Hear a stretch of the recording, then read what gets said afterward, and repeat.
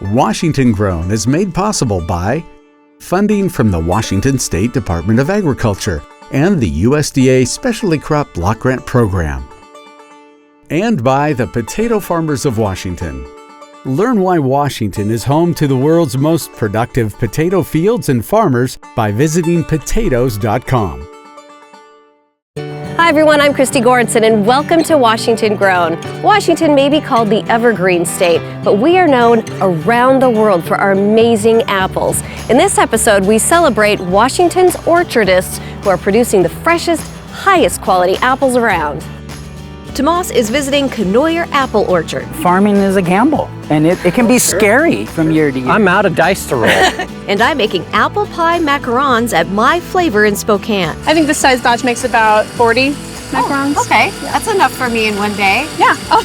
Then Tomás is judging an apple pie contest at the Central Washington State Fair. It's such a tough job, eating all this apple pie. So rough.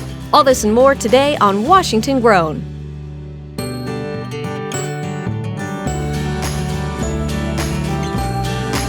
It's a flavorcation for your mouth. Flavorcation. I'm just gonna hold on. You got a long ways to go. Let's Okay, go. sorry. I know, get with it. You were not kidding about a party of flavors. Wait a minute, where are all my pears? Eat two, pick one. Exactly. I'm gonna stick around a while. We're changing hearts tonight. Yes, we are. Wow, I got work to do. Yeah, you do. All right, let's go.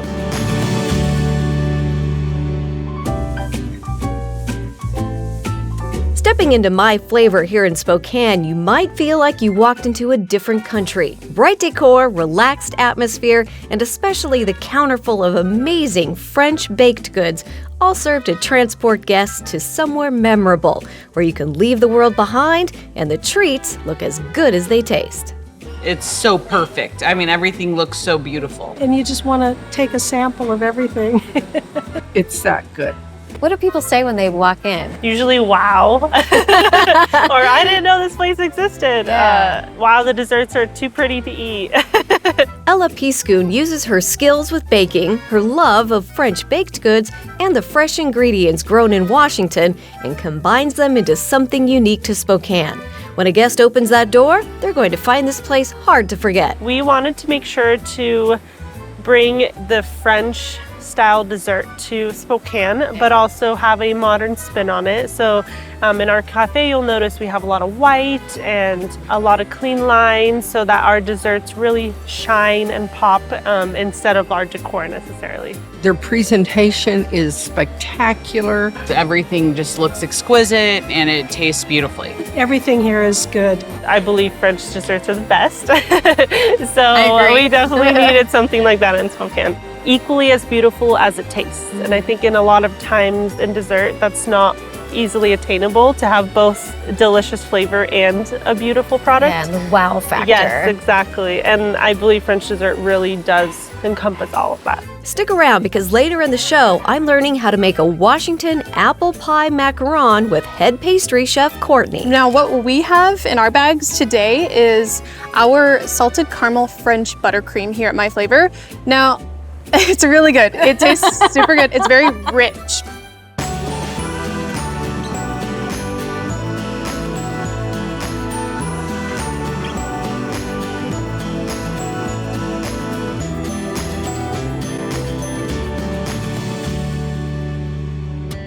Here in the Wenatchee Valley, the aromas of fresh fruit fill the air. And that just means one thing, it's harvest time.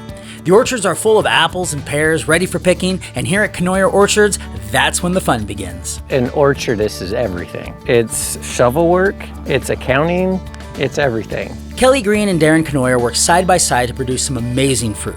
They love everything there is about working in an orchard, but that doesn't mean it's always easy. Farming is a gamble, and it can be scary from year to year. I'm out of dice to roll. Right, I mean, you mentioned this was a meek year. Yeah, extremely. 2 years ago, it was a very cold fall and leaves froze on the tree. So I think trees got stressed a little bit then. And then that summer, there was 100-degree weather for 2 weeks or whatever. So another stress.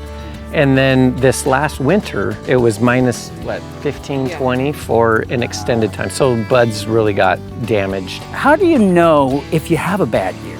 We'll count buds, and we'll notice that the buds are either not developing. You can cut them open and see where they're at. On my specific family, we're not even picking 2 of the varieties at all. It was a total loss. There are a lot of apple orchards in the area, but here in the valley, pears are king.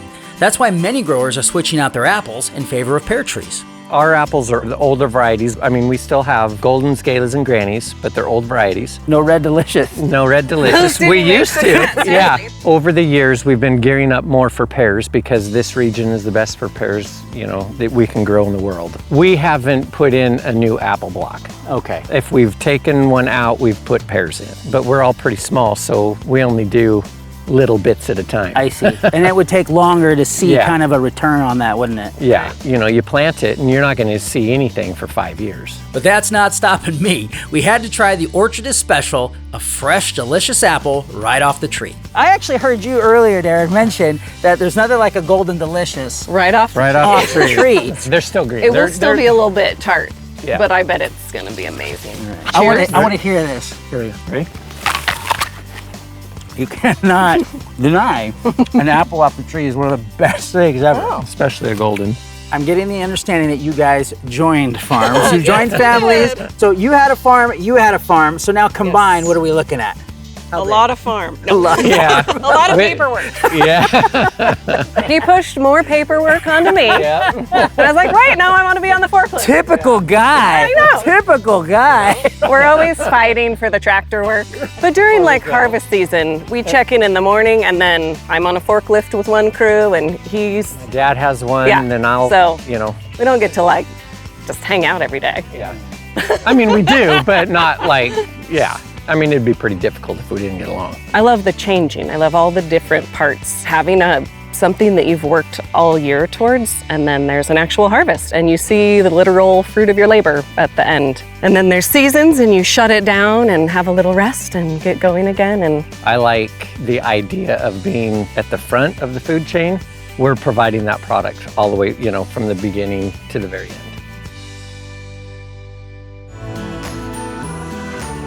Washington farmers started growing apples in the 1820s. How many varieties are grown in Washington today? We'll find out after break. Coming up, I'm making apple pie macarons at miFlavour in Spokane. I think this size batch makes about 40 macarons. Okay, that's enough for me in one day. Yeah. And we're learning about Tomás's camping adventure making an apple tart.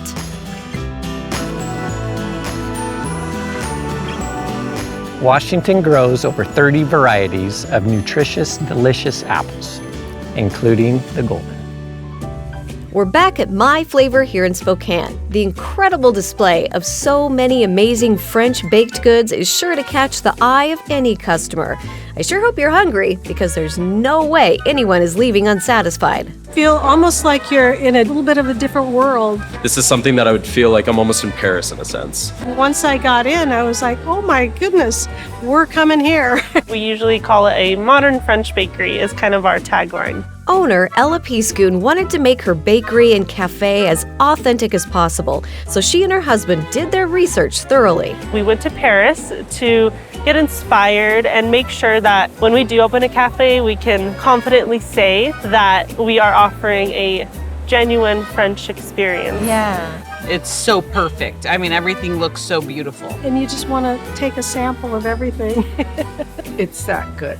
As far as items go that you sell, what's the most popular? Definitely our macarons. Okay. That's definitely what we're known for. Tell me about the perfect macaron. The filling needs to be very vibrant in flavor because the shell doesn't have too much flavor to it. And the texture needs to be chewy. And you make all of yours like just extra special.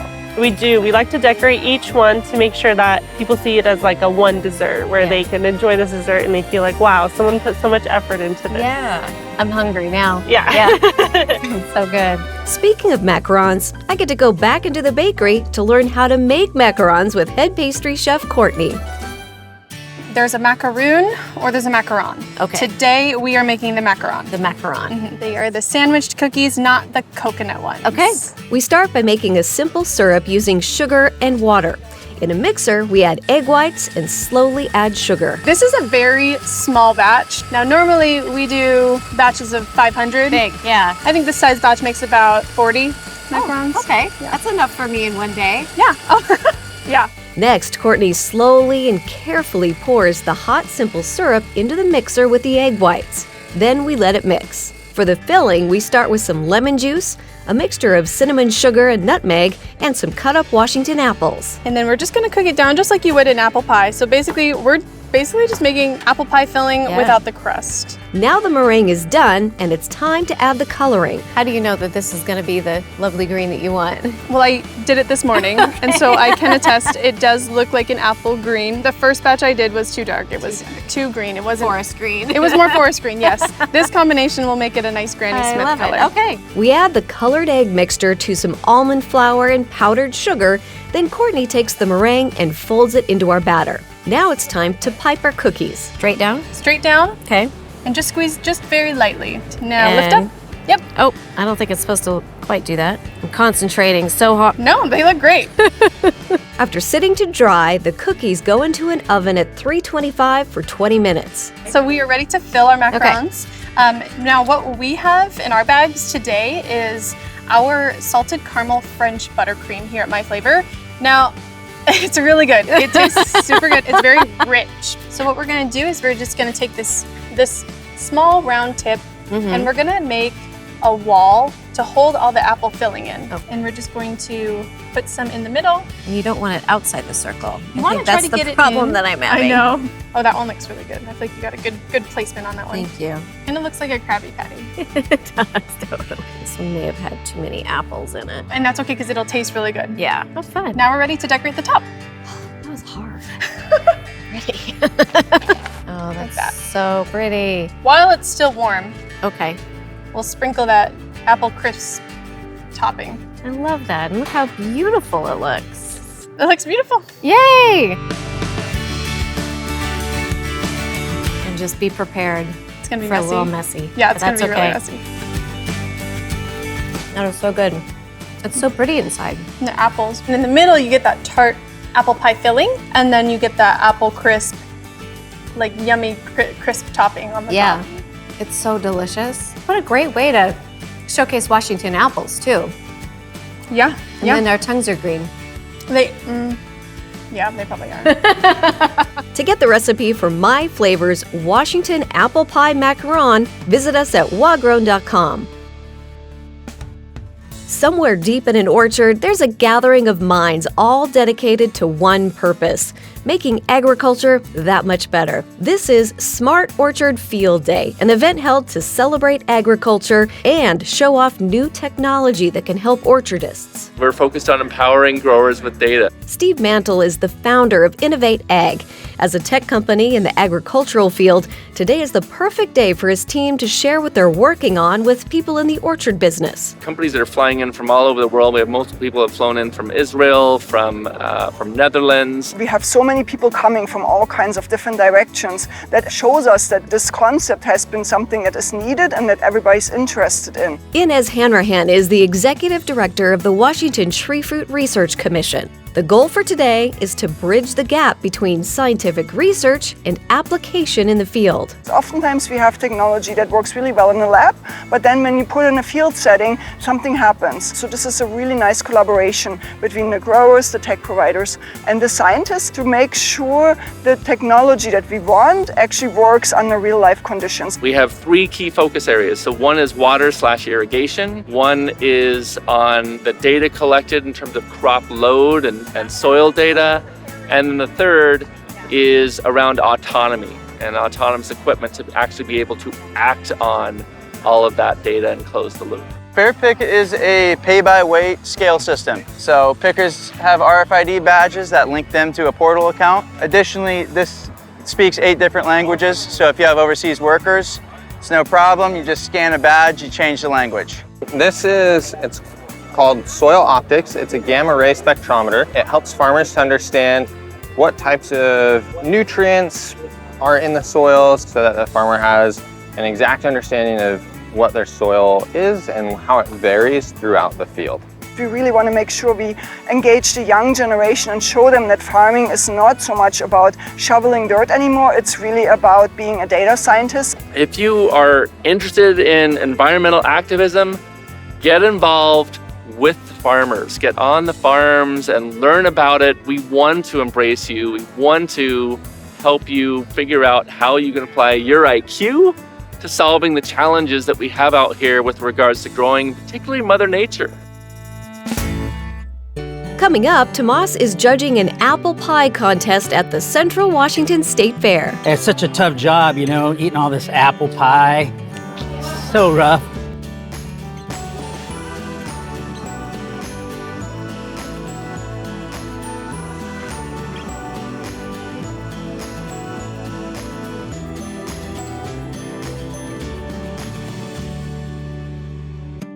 Here in Pioneer Square, there's no shortage of delicious food to be found. And though this Korean deli may be small, it's packing huge flavors into every bite. Sarah Upshaw is the owner and head chef of OHSUN Banshin Deli and Cafe.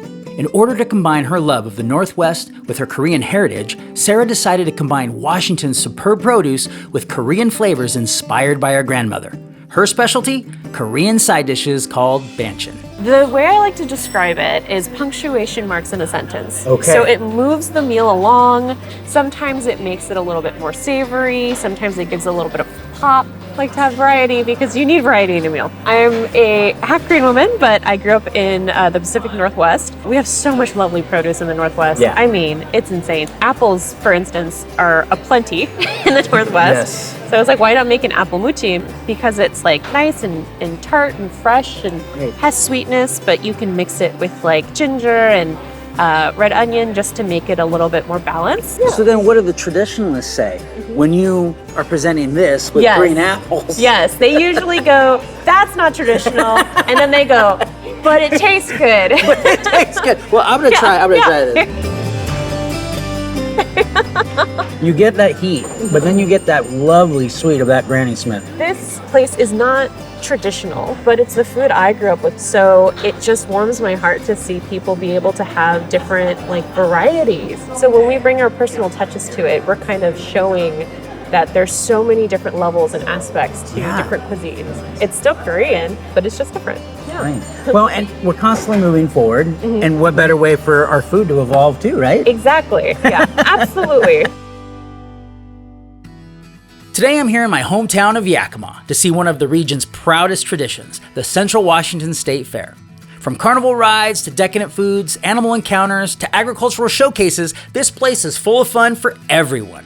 President and CEO Kathy Kramer took time out of her busy day to walk with me through the agricultural building. So, you know, I grew up here. I know. I graduated in 95 from West Valley, so this fair I'm very familiar with. Good. So I'm hoping it's in good hands. It's in very good hands. It takes a community. Everything you're seeing around us just doesn't happen. Fairs started, 100 plus years ago. There's fairs across the country that are 150 years old. And it was all about celebrating the harvest and bringing the community together of things that were grown and bragging rights that I've had the biggest pumpkin or the biggest squash. And we're here right now in the agricultural building. This has always been kind of a centerpiece, for me. My mom used to love coming in here and seeing quilts and all of the displays. I have described this building as the jewel of the fair. When you stop for a second and look at one of these vignettes, look at the creativity on that, the fun ways that they were able to display agriculture. I didn't realize before I moved here about everything that was grown here. I don't think they know that every nook and cranny across the state, they're growing something, and we're feeding the world. So with a variety of foods. A variety of foods, absolutely. You just can't get it elsewhere. I know. Now, there's a lot of incredible food at the fair, but this year I had the honor of being invited to help judge an American classic. Now, I understand you got a little treat for me. It's not just about coming here and seeing the incredible fair once again, but we have some apple pies waiting in the wings, don't we? We have some apple pies waiting in the wings. This is actually the first annual Central Washington State Fair Apple Pie Baking Contest. That's a mouthful. Yes, it is. Well, I'm excited. I made sure that I didn't eat a big lunch, so I'm ready to go. Look at all of these mouth-watering apple pies. But I'm not alone in this apple throwdown, as I have some help from some special folks in the community, like Yakima Mayor Patricia Byers and an old friend of mine, Sheriff Bob Udell. All right, here we go. I got a lot of pie to eat. Got to pick the best one we can. So let's get started. We were evaluating each apple pie on taste, texture, appearance, and originality. It's such a tough job, you know, eating all this apple pie. So rough. Ooh, I like that. But not all of the pies stuck to the traditional recipes. They've added something to that. It's almost like a hint of wine. Like they've decided to put some like white wine in the mix. It's something real tangy and citrusy. Almost like they added a lot of lemon juice or something. It's different. Let's try 14. This almost has like a biscuit-like consistency. Finally, the pies were narrowed down to the top 5, so might as well have a second bite. The final 5 right here. I'm gonna give a final taste, and then myself and all the other judges taking it down to the final winner, which we'll announce later. Here we go. Oh good, they gave me a big piece. They're all unique, that's for sure. None of these are similar, which I like. Easier to pick out the one that you really want. Okay, I got one more. Gotta stick with my gut, because this is definitely sticking to my gut.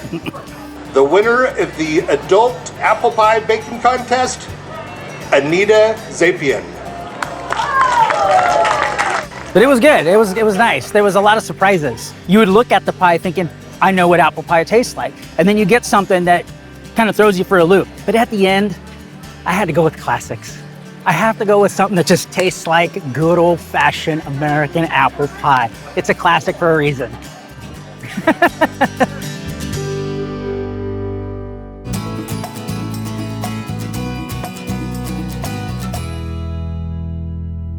We're in the kitchen at Second Harvest, and I'm here with the whole Washington Grown The entire gang's here. I know, I love it. We have Val and Tomás and Chef Laurent Zarate. Thank you so much. Oh, it's so great to be here. Today. So good. Washington apples, delicious, right? And Washington always does them perfectly. Yes. Does anyone have a favorite? I don't have a favorite apple type because I'm an equal opportunity apple muncher. But I do have one of my favorite episodes was being able to drive the tractor. Do you remember that? I do. And I didn't get your toes. He still has his toes. I survived. She's driving a tractor. So, oh, how fun. I know we get to do some fun things, and we got to... No, I missed that. I wish you'd take me on the field trip with you guys. miFlavour, though, we did macarons. Macaron, yes. Macarons. Parisian macaron, but they Yeah. are macaron, Yeah. right? It's delicious. We are very fortunate to have them here. The owner is an alumni of our program at the college. That's so awesome. Good for her. Yeah, I know. It's great. Yes. It's beautiful. It's a full circle. Yeah, do you feel proud? I do feel proud of having students being entrepreneur in the community, and it's all about that. Well, speaking of you teaching people how to cook, Tomás used your recipe when you were Tomás. out in the woods. Tell us about that with your daughter. Yes, we went on a little camping trip to cook some incredible Washington-grown dishes, and I said, last year you made this incredible tart. Yes. And I said, can we repurpose that? And can we do that out when you're camping? In the wild. Yes. And so we did. It could use some tweaks here and there, but it ended up working out pretty good. Better you than me for camping. I don't know about Val, but I am not a camper. Ditto on that front.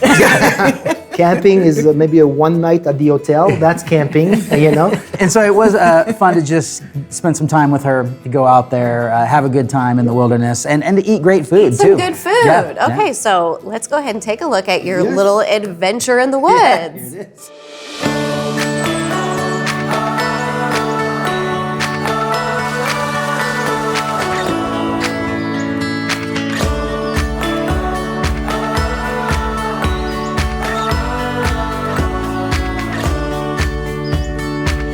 Hey everyone, Tomás here, and I'm with my daughter Anna Lucia, and we're camping in the Washington wilderness. And today we're making an apple tart with Cosmic Crisp apples. So let's get to it.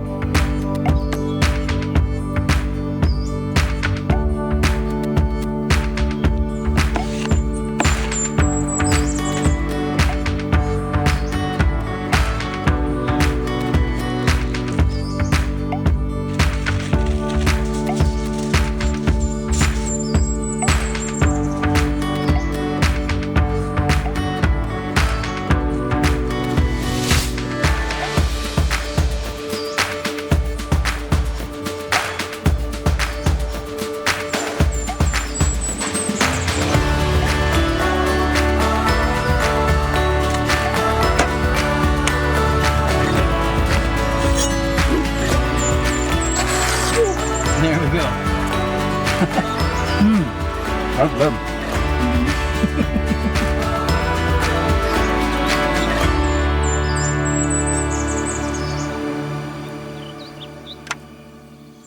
So there you go. Oh, I'm so proud of you, Tomás, Well, and your daughter. What was funny was last year when we were here, you made that tart for us, and I actually recommended. I was like, hey, you know, maybe we can throw some cranberries on I that. love the variation, and that's what recipes are for. I always Did say, you notice all the butter? Oh, that's right. important. That's right up It's your alley. It's important. Better with butter. Better with butter. I like to camp, so I am excited to Try this? give the apple tart a Good. try out in the wild. And you can do it too. And you did it with a grilled barbecue just Right. because of fire restrictions? Exactly. A lot of times here in the Northwest, wildfires are prominent. But a lot of these can be used on a campfire for if sure. you can, especially with all the foil and stuff that we're Yeah, using. foil, a cast iron pan, Yeah. and that's it. Exactly. Good. What a great way to showcase Washington apples. Well, thanks, Laurent. Out. That was a good Yeah. Should I call you Chef Tomás?